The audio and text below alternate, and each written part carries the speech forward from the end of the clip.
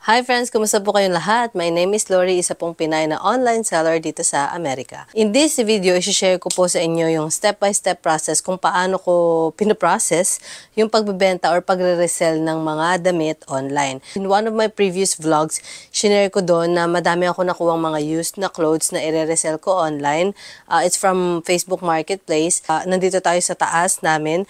Dito ko tinatrabaho yung mga damit. So yun, ipapakita ko sa inyo yung step-by-step process mula sa pagpipicture, paglilist, at pag-i-stock ng ating mga damit. Unang step, syempre, pagka nakuha natin yung mga used or brand new, yung mga damit na gusto nating ibenta, ako, hinahanger ko muna sila para hindi sila gusot kapag pinicturean ko. So, kagaya nitong mga to, medyo gusot sila. Hindi ko pa siya nalilist kasi tinatamad pa ako magplancha. So, planchahin muna natin yan kung ito ay gusot-gusot para naman maganda sa picture. Hindi lang ako nagbebenta ng used clothes. Actually, mas madami akong binebenta ng mga brand new liquidated na mga damit. Pero in case it's used, okay lang din naman yan. Basta malabhan at walang amoy.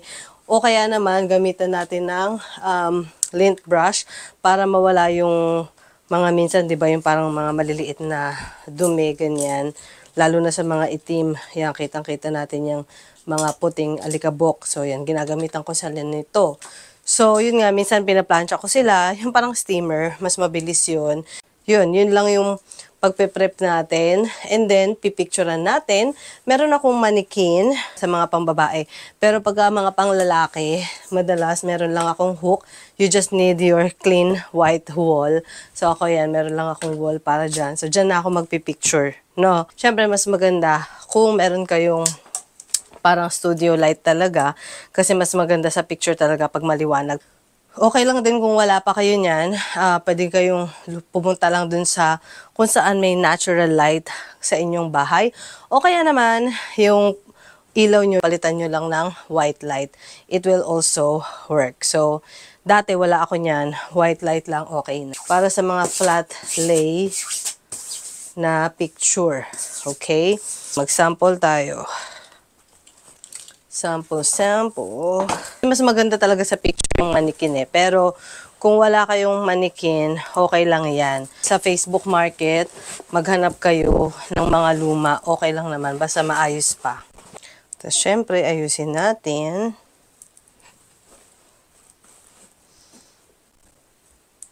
Ito brand new pa to. May tag pa siya. Okay. Hi, Lucas. Akala ko blouse lang siya, dress pala. I only use my phone sa pagpipicture. Okay, hindi ako gumagamit ng filter. Hindi po tayo dapat gumamit ng filter para makita nila yung totoong picture. I mean, yung totoong kulay. And then, usually naka-square na siya, 1 by 1 by 1. So, pag pinicturean ko yan, harapan, top view ng konti, gilid ng konti, or bottom konti, parang ibang angulo. Tapos, side view. Tapos, back view. Ayan. Tapos, yung sleeves, kung yung ibang ano niya, yung ibang parts na gusto ninyong i-capture, parang closer, like yung bulsa, o kaya yung belt, okay? And then, I need to put it in a flat lay. Flat lay is for measurement lang. So, ito na yung nakahigang.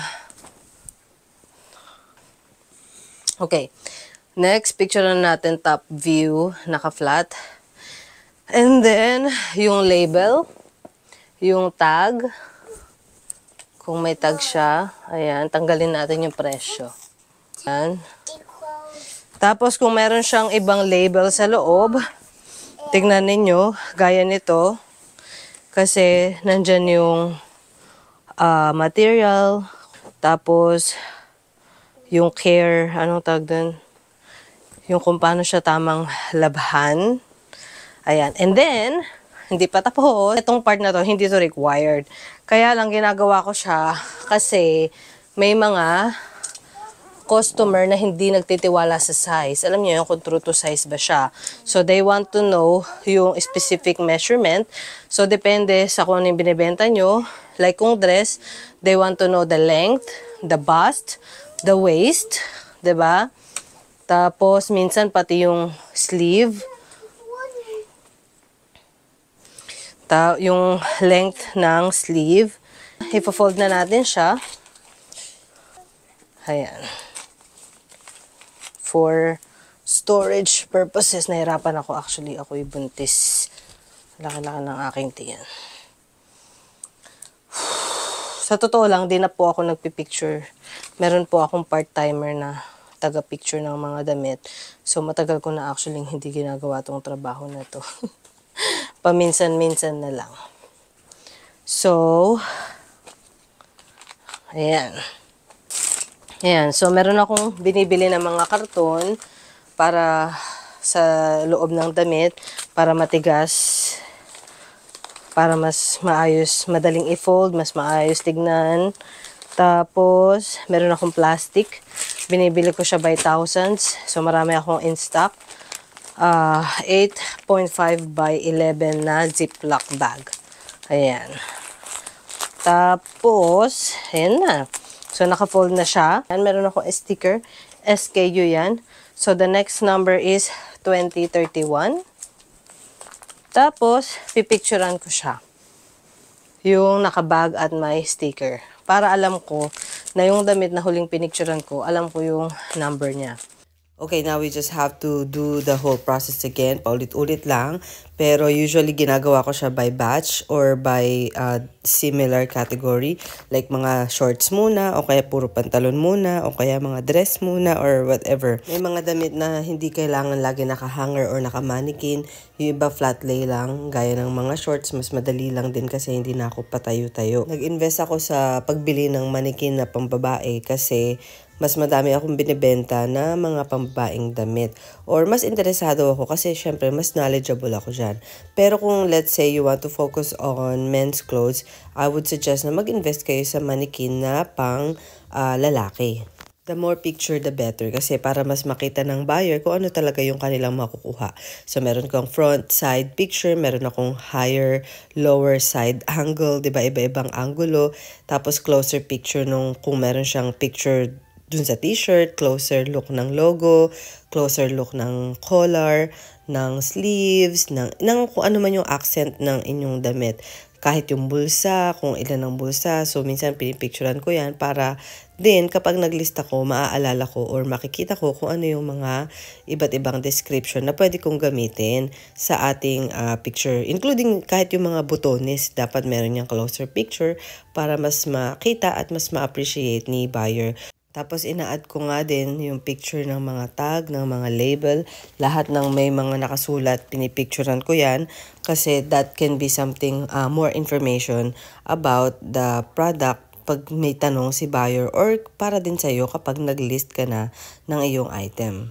And then yung mga measurement pictures, yung merong meter stick, ginagawa ko yan dahil in my experience, maraming buyer na walang tiwala sa size na nilagay mo. Like if lagay mo lang small, medium, or large, they still want to know specific measurement. Like minsan, siguro malaki yung boobs nila, so gusto nila malaman yung mismo eksaktong bust size o kaya naman yung waist size o kaya naman yung length ng damit dahil tall or short sila or something like that. So kahit hindi siya talaga kailangan, ginagawa ko siya kasi mas mahirap na naka-store na yung product tapos magme-message pa si buyer na sukatin mo yung damit. So i-unfold mo na naman and then susukatin, magre-reply kay buyer and then i-store mo ulit. So, it's just easier na nandyan na yan. At sa kung ano ang susukatin, hindi rin naman ako expert dyan. Ito, ginugal ko lang din yan para sa inyo, para may idea kayo kung ano-ano yung mga usual na kinukuhang measurement ng mga damit. So, ito na, yung mga pinipicturean natin. So, na mga napicturean, pinagkakasunod-sunod ko na sila. 22, nakabag na yan siya. Ready na yan para ilagay sa storage. Ayan, magkakasunod yung number niya. So, ayan yung SKU, importante yan. Tapos, pagka itutuloy ko yung pagpipicture mamaya, ito yung kasunod. 2033. 'Diba? So, ipapakita ko sa inyo yung picture sa aking phone, okay? So, ito yung una, yung mga na-picturean ko nung nakaraan.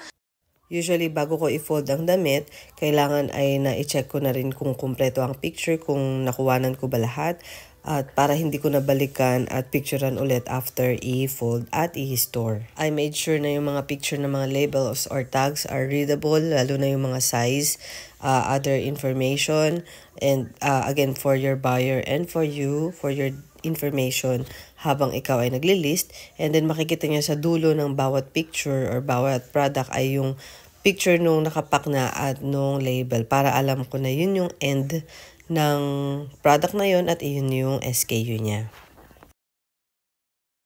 So, ngayon naman, ipapakita ko sa inyo yung step-by-step process ko ng paglilist. Pwedeng phone na lang yung gamitin. Sa eBay, ako mas sanay akong gumamit ng phone sa paglilist, pero yung iba, mas nadadalian sila sa paglilist through the computer using the laptop. So, ako ipapakita ko sa inyo yung yung nadadalian ako, 'di ba?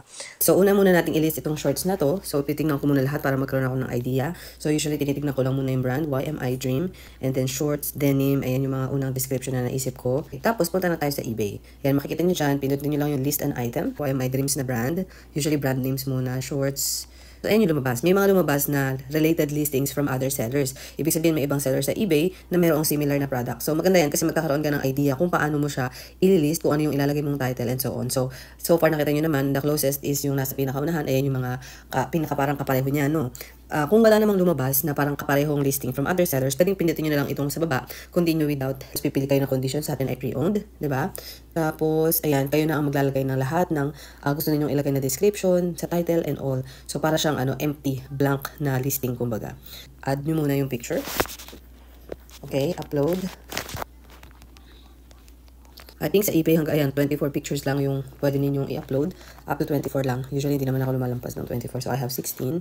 Okay, and then, eto na. Ilalagay nyo na yung title na naisip ninyo. Like, yung i-add lahat ng gusto ninyong i-add na mga searchable na words. Ano yung mga tinatype ng ating mga buyer kapag sila ay naghahanap ng product na pwedeng mag-lead sa inyong product. Yan.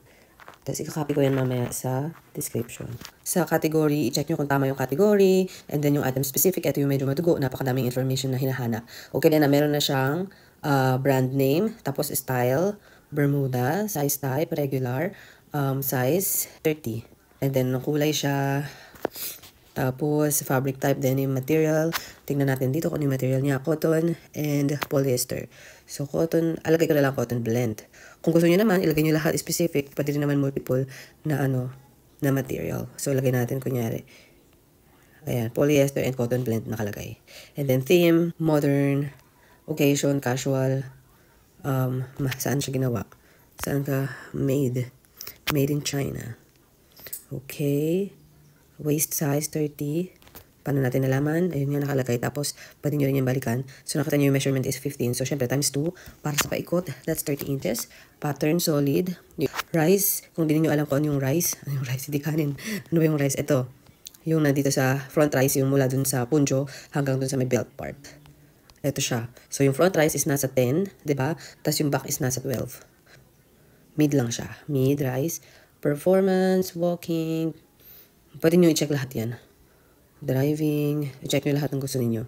And then, regular na fit, vintage ba siya? No. Front type, flat front. Kung hindi kayo sure, for example, ito hindi mo sure kung ano yung ibig sabihin ng pleated, i-google nyo na lang. Kung hindi kayo sure at ayaw ninyong i-google, wag nyo na lang lagyan, tanggalin nyo na lang yan. Kasi mahirap magkamali ng ilalagay na information. Mabuti na yung walang information kaysa may information pero mali. No. Zipper and button, accent, closure, zip and button, feature, pockets. Tapos, fabric wash. Fabric wash is light. Inseam. So, inseam. Na-measure ko ba siya? Okay, hindi ko na-measure yung inseam. Pero, ang inseam kasi is yung, ito mula dito sa puncho pababa. Let's see. 17.5 minus 12. Let's say 12 kasi medyo tabing ito. 17 minus 12. So, 17 inches long na length ng short. Tapos, 12 inches yung back rise, diba? So, yun yung inseam. Yun yung distance dito mula sa puncho pababa. So, that's 5 inches. Ayan, meron tayong sagot. Alright, and then handmade, no. Personalized, no. Season, summer, spring, fall. Maliban lang siguro sa winter.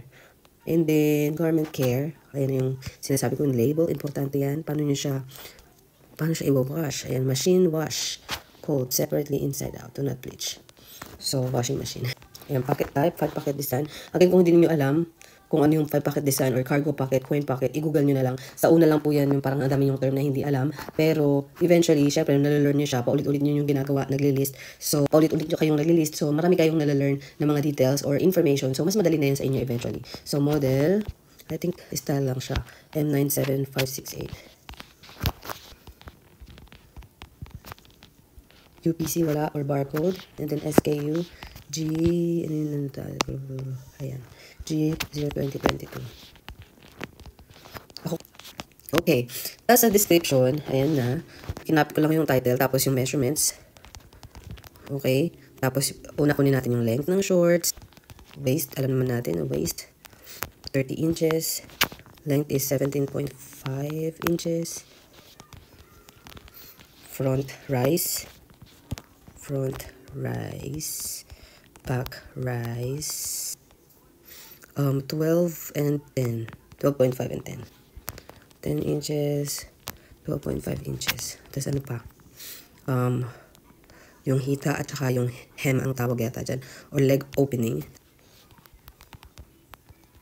Ayan. So, tapos na yung ating description. So, copy ko yung title.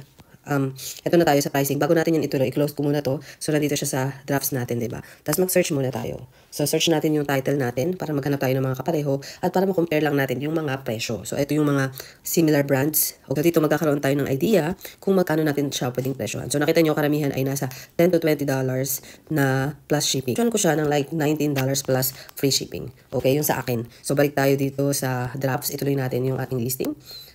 Okay, tapos dito na tayo sa pricing. So, again, pipresyohan ko yung sa akin ng $19. Tapos, allow offer. Ibig sabihin yan, pwedeng tumawad si buyer. Mag-offer siya ng lower price, i-accept mo or i-counter offer mo. It's up to you. Kung ayaw mo naman ng ganun, natatawaran, pwedeng don't allow offer na lang. So, sa akin, yes. And then, isa yung quantity, kung ilang piraso yung aking product. Okay, and then, ayan. Done. Now, shipping. Sabi ko nga, this is usually less than a pound. So, tansya ko nasa 8 pound siya. Gusto nyo, i-weigh nyo siya talaga para sure kayo dun sa weight. And then, yung packaging niyan, di ba, nasa 12 by 9 by 1 inches yung dimension. And then, yung recommended usually is USPS Ground Advantage, yung recommended. Ayan yung pinakamura. Pero kung gusto nyo ng ibang option, i-explore nyo yan. And then, dito makikita ninyo, dun sa nilagay ninyo na 8 ounces, you are more likely gonna pay $5.70 to $6.15. Pero sa totoo, discounted pa yan. So, usually I will pay $1 off. So, parang $4.70 to $5 lang ang ibabayad. And then dito, offer free shipping. Ibig sabihin, ako ang magbabayad niyang $5 na shipping cost na yan. So, i-minus natin yan mamaya doon sa $19.88 kapag nag-compute tayo at kung gusto natin malaman kung magkano ang ating kikitain. So, yun lang. I-double check natin ang ating listing. And tapos na list your item. Okay, so ayan yung itsura ng ating listing. Diba? Tapos na. Okay, next i-list naman natin itong t-shirt na Mickey Mouse para maiba naman. And ipapakita ko sa inyo na merong mas madaling way. Yung ginawa natin kanina sa short ay parang ayun yung listing from the scratch. Okay? Pero ito gagawin natin, parang mangungopya tayo ng listing. So punta tayo dito muna sa ating search. Okay? Tapos pwede kayong mag-search by image. So, search by image. Yan, nakita nyo naman, maraming kapareho, di ba? Pero ano nga bang brand ng sa atin? Para make sure na talagang tama yung ating brand. So, Disney Minnie Mouse. Disney siya. Okay, so ito, mukhang kapareho niya, no? Pero hanap tayo ng mas magandang listing. Kasi nga, parang kukopyahin natin yung listing nila. Pag mas maganda, ang ganda ng background nito, oh, di ba? Pag mas maganda ang picture, ibig sabihin, mas magaling din ang nag-list. Di ba? Ganun lang yun eh. By the way, pag tinignan nyo ng ganyan, at least meron na rin kayong idea kung magkano ang bentahan. Mura lang tong t-shirt na to, parang $10 lang siya. No? 10 to $15. Ipipresyohan ko na lang yun sa akin ng $14 with free shipping. Kasi pag free shipping talagang may advantage pagdating sa search. So, I always try to offer free shipping. Anyway, piliin natin ito. So, nakita nyo yung title niya actually, hindi masyadong maganda. Pero, ayun na yung closest. So, hanapin nyo yung word na sell one like this. Okay? So, ideally, hahanap kayo ng ideal na listing. Yung mas maganda ang listing para mas konti na lang yung i-add nyo or babaguhin niyo dun sa listing. So, picture muna. Picture. Ayan. Tapos, baguhin natin ito. So, parang kinopya natin yung listing niya pero babaguhin natin. Mas i-improve pa natin. Gray, comfy, shirt, top, comfy top. Okay, and then category, make sure na tama yung category, condition, pre-owned. Tapos, Disney, regular, XL. So, nakita niyo dito, marami na siyang item specific na may nakalagay. So, nakakatulong yan, mapadali yung paglilist natin. Neckline, round. Sleeve, short sleeve, since Minnie Mouse print. Tapos, feature, all season, lightweight, easy care. Theme, cartoon, shop, no, NA.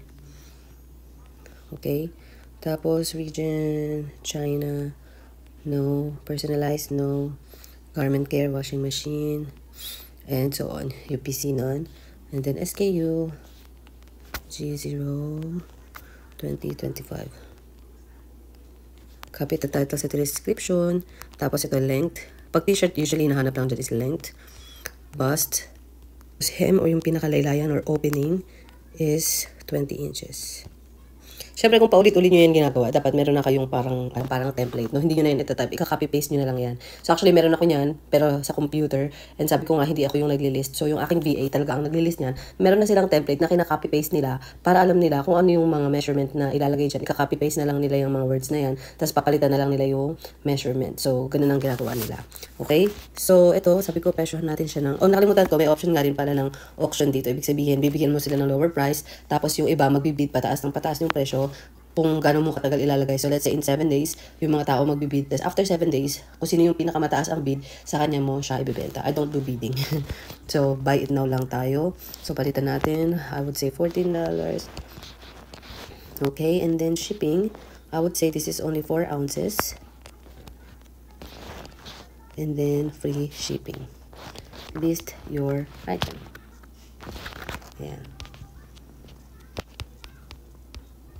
Another task na hindi natin magawa with our phone sa paglilist is yung paglalagay ng variation. So, ipapakita ko sa inyo yung listing. Ganito yung itsura ng listing sa computer. Okay? So, andyan yung title, specifics, okay, pictures, ayan. And then, dito nakalagay variations. So, i-click itong edit sa taas ng mga pictures na yan. Tapos, dito pwede kayong maglagay ng variation. Variation like, pwedeng iba't ibang kulay para makapili si buyer if you have like, if you're doing wholesale especially. So, bumili kayo kunyari nitong jacket na to. Tapos, meron akong tatlong size, small, medium, large. Small, medium, large. Ito yung makikita ni buyer, SML. Ilan yung quantity, ano yung presyo per unit, of course. Pwede nyo baguhin per size, diba? Or kung, tapos yung SKU, pare-pareho lang ang SKU ko. Meron lang siyang dash, tapos size. Ayan, tapos save and close. So, ito na yung buyer's view. So, kapag bibili sila, yan, makakapili sila ng size na kanilang bibilin. Ito lang yung task sa listing na hindi nagagawa with the phone. Kailangan talaga sa computer siya. So, yun po. So, ngayon, tignan naman natin kung ano ang mangyayari kapag ikaw ay nakabenta na. So, for example, itong tatlong damit na order natin, G1989, G1762, and G696 medium. So, ipo-pull out muna natin siya.